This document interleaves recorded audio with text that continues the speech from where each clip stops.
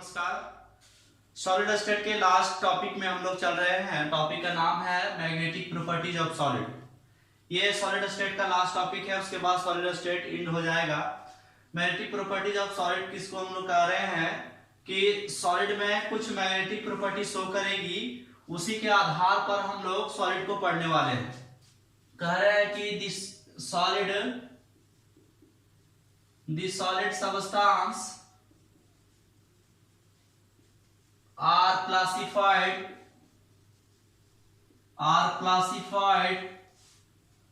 on the basis of their magnetic on the basis of their behavior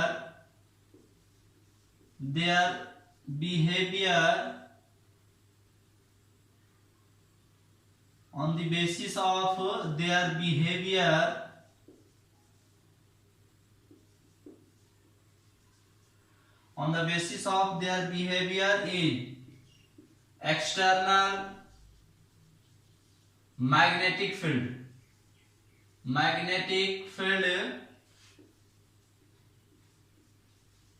as follows।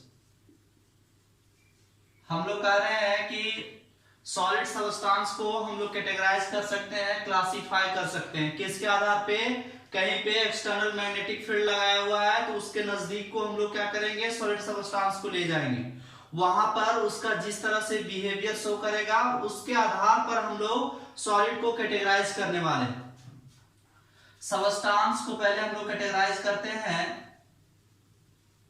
Substance को जब हम लोग categorise करते हैं तो इसमें से पहला आता है डायामैग्नेटिक सबस्टेंस।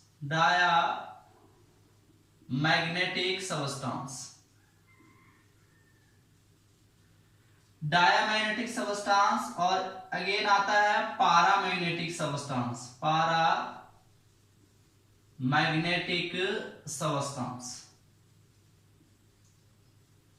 फिर हम लोग इस पैरामैग्नेटिक सबस्टेंस को दो कैटेगरी में कैटेगराइज करते हैं। फर्स्ट कैटेगरी है मैग्नेटिकली डाइल्यूट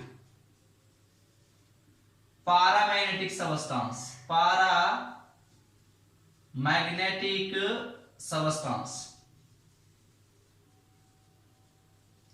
सेकेंड है इसका magnetically concentrated paramagnetic substance।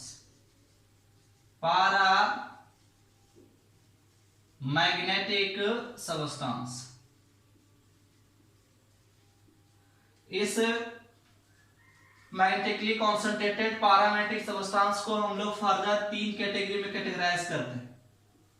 First category इसकी है फेरो मैग्नेटिक सबस्टेंस। नेक्स्ट है एंटी फेरो मैग्नेटिक सबस्टेंस और इसका लास्ट है फेरी मैग्नेटिक सबस्टेंस। फेरी मैग्नेटिक सबस्टेंस। तो इस तरह से हमने सबस्टेंस को कैटेगराइज किया। सबस्टेंस को पहले कैटेगराइज किया डायामैग्नेटिक सबस्टेंस, पैरामैग्नेटिक सबस्टेंस को फिर हमने कैटेगराइज किया मैग्नेटिकली डाइल्यूट पैरामैग्नेटिक सबस्टेंस और मैग्नेटिकली कॉन्सेंट्रेटेड पैरामैग्नेटिक सबस्टेंस। इस मैग्नेटिकली कॉन्सेंट्रेटेड पैरामैग्नेटिक सबस्टेंस को मैंने तीन कैटेगरी में कैटेगराइज किया। First one is ferromagnetic substance, next one is anti ferromagnetic substance और लास्ट वन इज फेरीमैग्नेटिक सबस्टेंस। अब हम लोग क्या करते हैं, इन सभी चीजों को बारी बारी से डील करते हैं।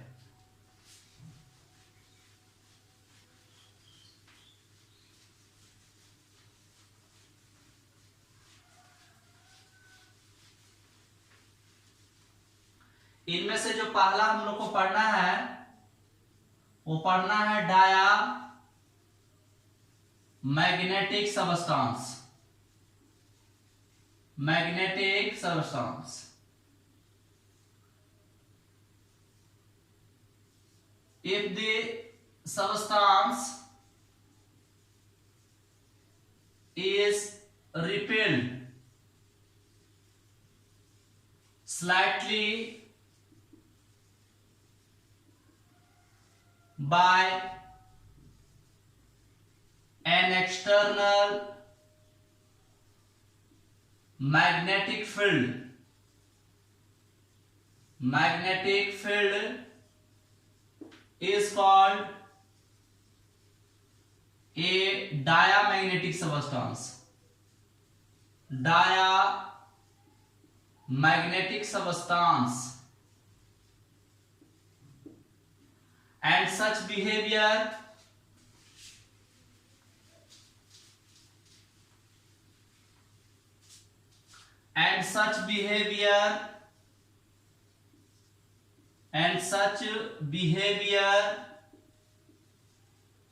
is called diamagnetism.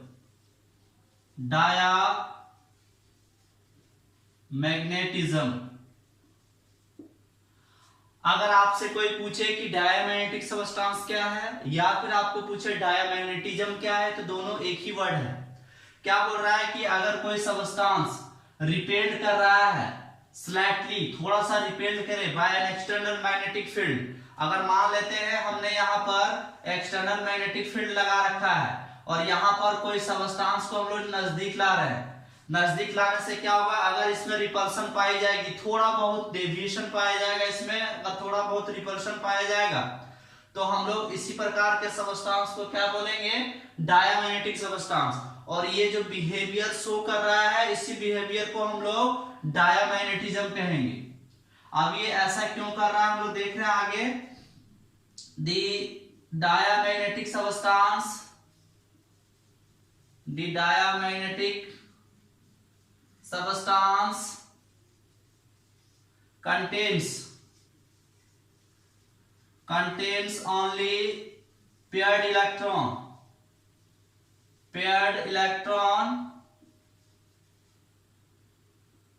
and no unpaired electron।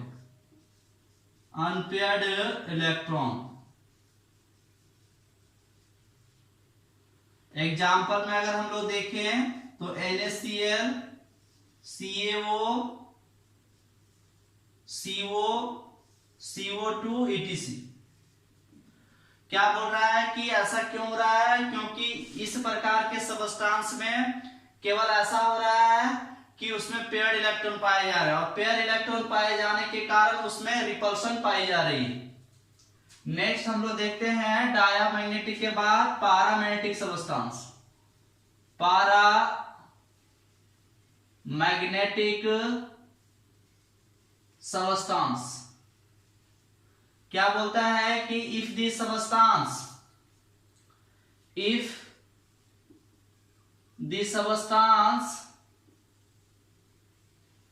is attracted, if the substance is attracted by an या फिर attracted slightly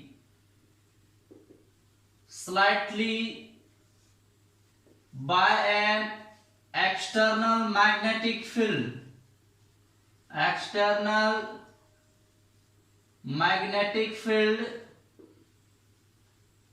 is called a paramagnetic substance।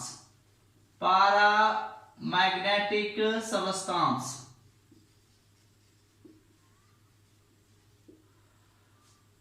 क्या बोल रहा है कि अगर कोई सबस्टांस एक्सटर्नल मैग्नेटिक फील्ड के तरफ लाने पर अगर वो अट्रैक्ट हो जाता है, अगर उसके तरफ आकर्षित हो जाता है, तो उस प्रकार के सबस्टांस को हम लोग बोलेंगे paramagnetic substance.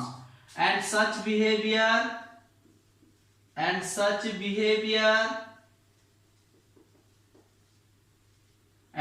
Behaviour is called paramagnetism. पारा मैग्नेटिज्म। तो अगर आपसे कोई पैरामैग्नेटिक सबस्टांस पूछे या पैरामैग्नेटिज्म पूछे, दोनों एक ही चीज है, ठीक ना। अब हम लोग इसको क्या कर रहे हैं, आगे और एक्सप्लेन कर रहे हैं कि ऐसा ये क्यों हो रहा है। हम लोग कह रहे हैं कि दी पैरामैग्नेटिक सबस्टांस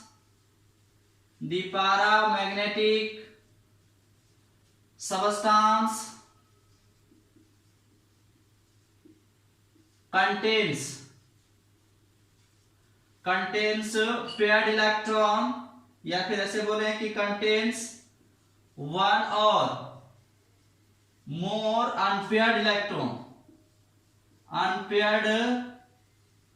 electron या electrons in addition to paired electron। Paramagnetic substance में क्या होता है कि एक से ज्यादा अनपेयर्ड इलेक्ट्रॉन पाए जाते हैं, पेयर इलेक्ट्रॉन के अलावे भी।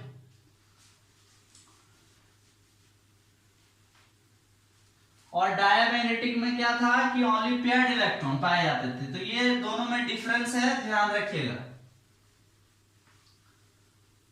The magnetic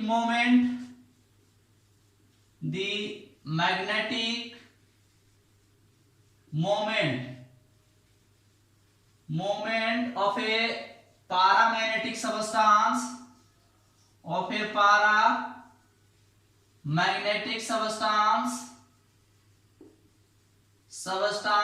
is given by a spin only formula,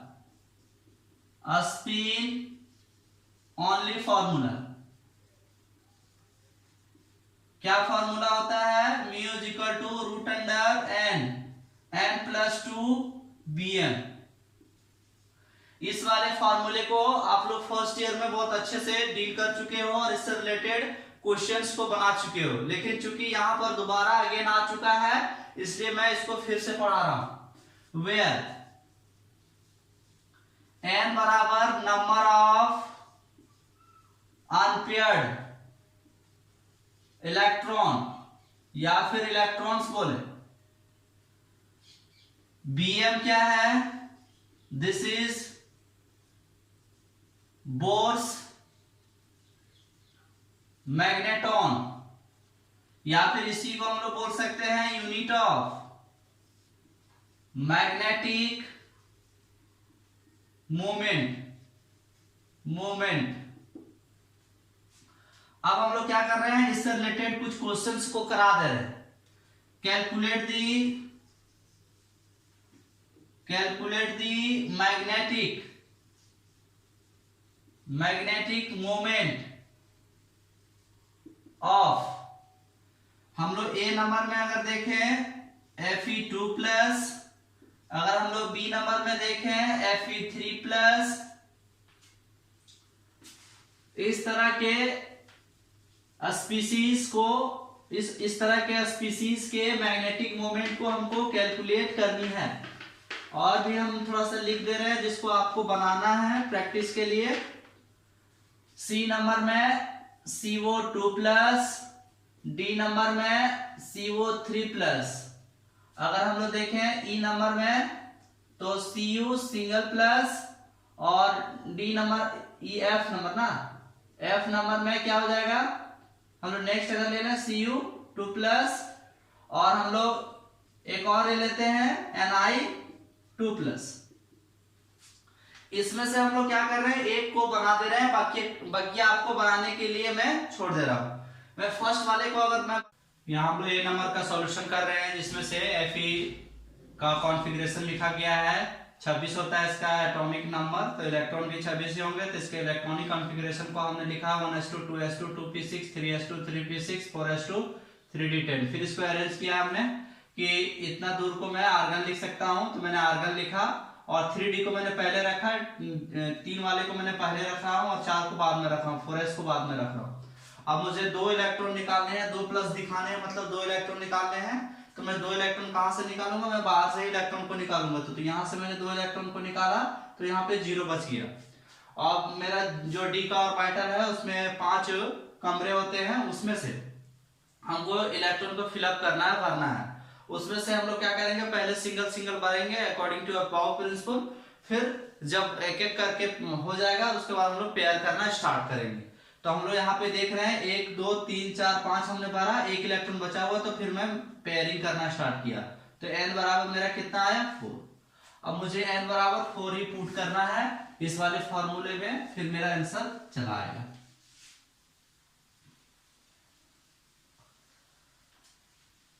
अगर मैं देखूं तो n बराबर अगर मैं 4 पुट करूं तो 4, और मैं लिखूं 4 + 2, और बाहर में मैं लिखूं bm, तो यहाँ पे कितने हो जाएंगे 4 × 6 bm, कितना हो जाएगा 24 √24 bm, तो कितना आंसर हो जाएगा 4.89 bm। बाकी बात जितना सारा हमने यहाँ पे आपको दे रखा है उसका सभी का आंसर मैं लिख रखा हूं। जैसे Fe3+ का कितना होगा 5.92 bm, CO2+ का कितना होगा 3.87 bm, और CO3+ का 4.89 bm, Cu सिंगल+ का 0 आएगा क्योंकि सभी पेयर में आएंगे। इसका एक्सेप्शन इलेक्ट्रॉनिक कॉन्फ़िगरेशन होता है, कितना होता है आर्गन, वो ध्यान रखिएगा, आर्गन 3d4s, यहाँ पर 1 यहाँ पे 10 होता है, इसका एक्सेप्शनल इलेक्ट्रॉनिक कॉन्फ़िगरेशन होता है। तो यहाँ 0 निकलेगा, इसका निकालिएगा तो 1.73 bm निकलेगा, निकल का निकालोगे तो 2.82 bm निकलेगा। तो ऐसा कैसा बना लीजिएगा, हम नेक्स्ट आगे देखते हैं। नेक्स्ट टॉपिक में हम लोग देख रहे हैं टाइप्स ऑफ पैरामैग्नेटिक सबस्टेंस। तो टाइप्स ऑफ पैरामैग्नेटिक सबस्टेंस में जो हम लोग पहला देख रहे हैं वो मैग्नेटिकली डायल्यूट पैरामैग्नेटिक सबस्टेंस। अब मैग्नेटिकली डायल्यूट पैरामैग्नेटिक सबस्टेंस किसको बोलते हैं कि if the magnetic moment vectors, अगर magnetic moment vectors of a paramagnetic substance, paramagnetic substance के magnetic moment vectors are far apart from one another, एक दूसरे से काफी दूरी में हो, there is no interaction among them, और आपस में किसी भी प्रकार का अट्रैक्शन या इंटरेक्शन ना हो, and they are randomly oriented, और ये जहां तहां ओरिएंटेड हो इन द स्पेस, इसी को हम लोग क्या बोलते हैं मैग्नेटिकली डायल्यूट पैरामैग्नेटिक सबस्टेंस। इसमें से मैं फिगर के तहत आपको समझाने का कोशिश कर रहा हूं कि इस तरह का मैं मैग्नेटिक मोमेंट वेक्टर्स को देख रहा हूं, ये क्या हो रहे हैं कि ये एक दूसरे से काफी दूर दूर है। यहाँ पे फिगर में लग रहा है एक्चुअल में कि पास पास है, लेकिन ऐसा नहीं है, ये एक दूसरे से, ये जो वेक्टर्स मैं दिखा रहा हूं मैग्नेटिक मोमेंट वेक्टर्स, वो एक दूसरे से काफी दूरी दूरी पे हैं। और क्या हो रहा है कि इनके बीच किसी भी प्रकार का अट्रैक्शन नहीं है, इनके बीच किसी भी प्रकार का अट्रैक्शन नहीं है या इंटरेक्शन नहीं है, और ये रेंडमली ओरिएंटेड है स्पेस में। स्पेस में मैं अरेंजमेंट को दिखा रहा हूं, मैं लिखा हूं कि मैग्नेटिकली डायल्यूट पैरामैग्नेटिक सबस्टेंस। इस तरह के जो एग्जांपल होते हैं वो O2 होते हैं, NO होते हैं, NO2 होते हैं। टाइप्स ऑफ पैरामैग्नेटिक सबस्टेंस में सेकेंड टाइप इसका है मैग्नेटिकली कॉन्सेंट्रेटेड पैरामैग्नेटिक सबस्टेंस। हम लोग किसको कहेंगे magnetically concentrated paramagnetic substance if the magnetic moment vectors of a paramagnetic substance are sufficiently close, अगर क्लोज हो टू वन अनदर, एक दूसरे से काफी क्लोज हो, सो दैट, ताकि there is further interaction among them, ताकि ज्यादा क्लोज होने के कारण उन लोगों के बीच इंटरेक्शन भी हो, इसी को हम लोग क्या बोलते हैं मैग्नेटिकली कॉन्सेंट्रेटेड पैरामैग्नेटिक सबस्टेंस। अब जो मैग्नेटिकली कॉन्सेंट्रेटेड पैरामैग्नेटिक सबस्टेंस है वो 3 टाइप्स के हैं, इट इज ऑफ 3 टाइप्स। पहला टाइप क्या है ferromagnetic substance.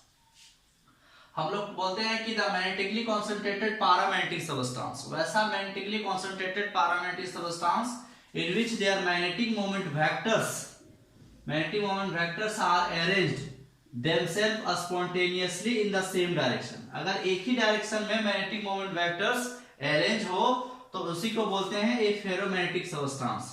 And such behaviour, जो इस तरह की घटना शो हो रही है उस घटना को हम लोग बोलते हैं फेरोमैग्नेटिज्म।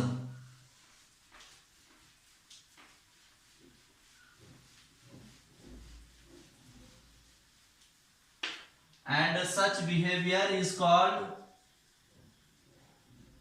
ए फेरोमैग्नेटिज्म। Ferromagnetism magnetism.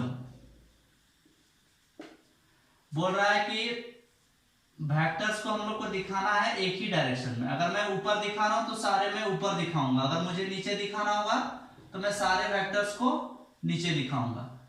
ये जो है मेरा एक तरह का अरेंजमेंट है, arrangement of magnetic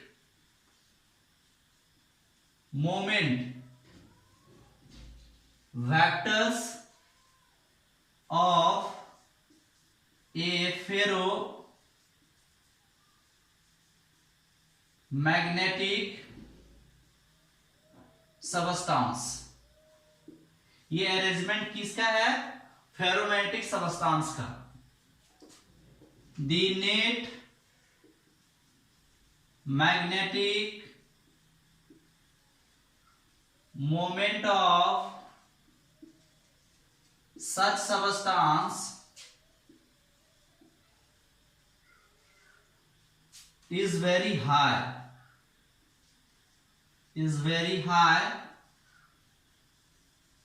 and they are strongly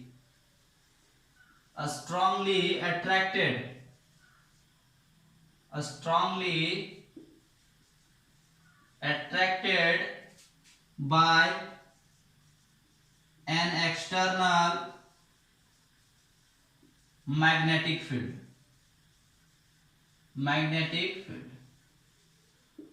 क्या होगा कि इसमें नेट मैग्नेटिक मोमेंट हाई हो जाएगा। क्यों? क्योंकि वेक्टर्स का जो अरेंजमेंट है वो एक ही डायरेक्शन में है, तो सभी वेक्टर्स का नेट अगर रिजल्ट निकालेंगे तो मैग्नेटिक मोमेंट काफी हाई हो जाएगी, और काफी हाई हो जाने के कारण जो एक्सटर्नल मैग्नेटिक फील्ड में इसको जब हम लोग ले जाएंगे तो क्या होगा, ये स्ट्रांगली अट्रैक्ट हो जाएंगे। एग्जांपल हम लोग देख लेते हैं।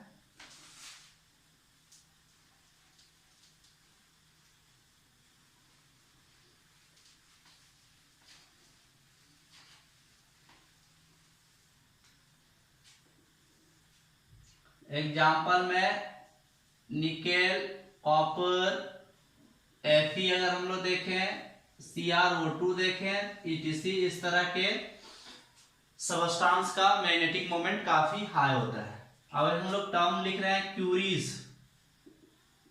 Curies temperature. क्यूरीज साइंटिस्ट का नाम है। अब टेम्परेचर किसको बोल रहे हैं हम लोग? क्यूरीज टेम्परेचर बोल रहे हैं कि the temperature above which a ferromagnetic substance behaves like a normal paramagnetic substance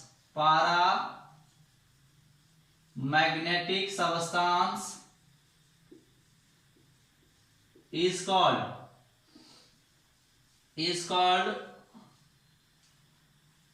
Curie's temperature. It is denoted by Tc। ठीक, तो क्यूरी टेम्परेचर किसको बोलते हैं कि एक ऐसा टेम्परेचर जिस टेम्परेचर पे ferromagnetic substance normal paramagnetic substance की तरह बिहेव करने लगे, उसी टेम्परेचर को हम लोग क्यूरीज टेम्परेचर। नेक्स्ट हमारा टॉपिक है anti ferromagnetic substance. Anti ferromagnetic substance किसको बोलेंगे? The magnetically concentrated paramagnetic substance. वैसा magnetically concentrated paramagnetic substance in which their magnetic moment vectors are arranged themselves spontaneously in the opposite direction in an equal numbers is called antiferromagnetic substance, and such behavior is called antiferromagnetism। क्या मतलब है कि magnetic moment vectors का arrangement spontaneously हो और opposite direction में हो और संख्या में इक्वल हो, जैसे कि अगर इस तरह का अरेंजमेंट में ऊपर डायरेक्शन में अगर एक मैग्नेटिक मोमेंट वेक्टर्स है तो ऐसा कैसा एक नीचे भी होना चाहिए। नेक्स्ट ऐसा कैसा अगर एक है तो एक जस्ट नीचे होना चाहिए। अगर दो ऊपर है इस तरह से मैग्नेटिक मोमेंट वेक्टर्स दो इस तरह से हैं तो इस तरह से दो होने चाहिए। यानी कि मैग्नेटिक मोमेंट वेक्टर्स का अरेंजमेंट क्या होता है कि इक्वल ऑपोजिट डायरेक्शन में होता है और संख्या में इक्वल होता है, वो ध्यान रखना है। हम क्या लिखे हुए हैं, arrangement of magnetic moment vectors of anti ferromagnetic substance. Example में MnO, NiO, Mn2O3, V2O3 etc. The net magnetic moment of such substance tends to 0। क्या होगा, 0 होगा। क्यों, कैंसिल आउट कर देगा। एक ऊपर है तो एक नीचे है, एक ऊपर है तो एक नीचे है, एक ऊपर है तो एक नीचे है, कैंसिल आउट हो जाएगा। अगर यहाँ पे अगर हम लोग देखते हैं तो दो ऊपर है उतना को उतना दो नीचे है तो यहाँ भी कैंसिल आउट हो जाएगा, यानी कि इसमें नेट मैग्नेटिक मोमेंट 0 होगा। नेक्स्ट लिखा हुआ है नील्स टेम्परेचर।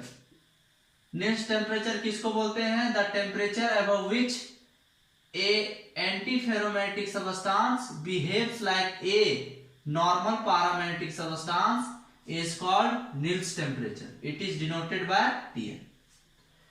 अब जो इसका लास्ट पॉइंट है वो इसका पॉइंट है फेरी मैग्नेटिक सबस्टेंस। सी नंबर में फेरी मैग्नेटिक सबस्टेंस। अब फेरी मैग्नेटिक सबस्टेंस किसको कहते हैं, यहीं से मैं आपको समझा दे रहा हूं कहां कहां आपको चेंज करनी है।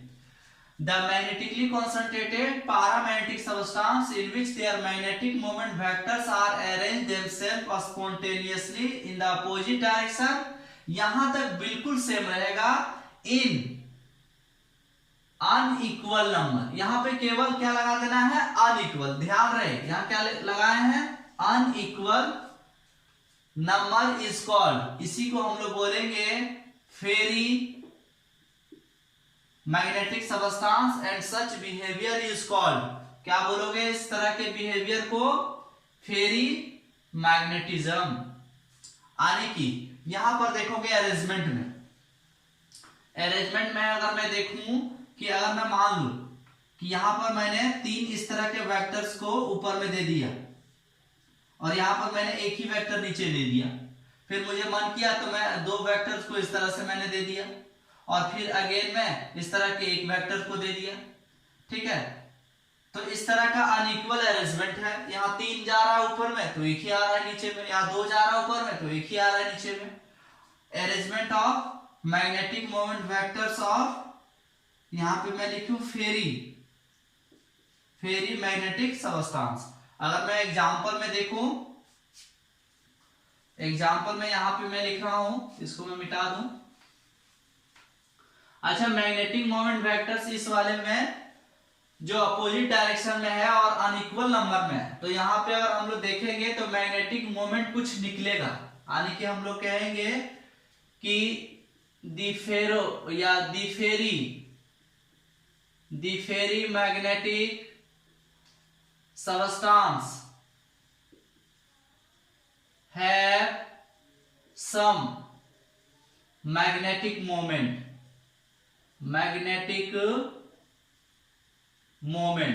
ठीक ना, कुछ ना कुछ मैग्नेटिक मोमेंट होंगे।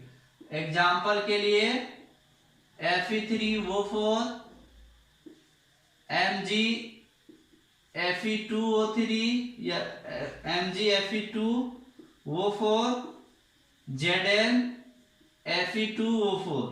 मैं इसका नाम लिख दूं मैग्नीशियम फेराइट, और इसका हो जाएगा जिंक फेराइट।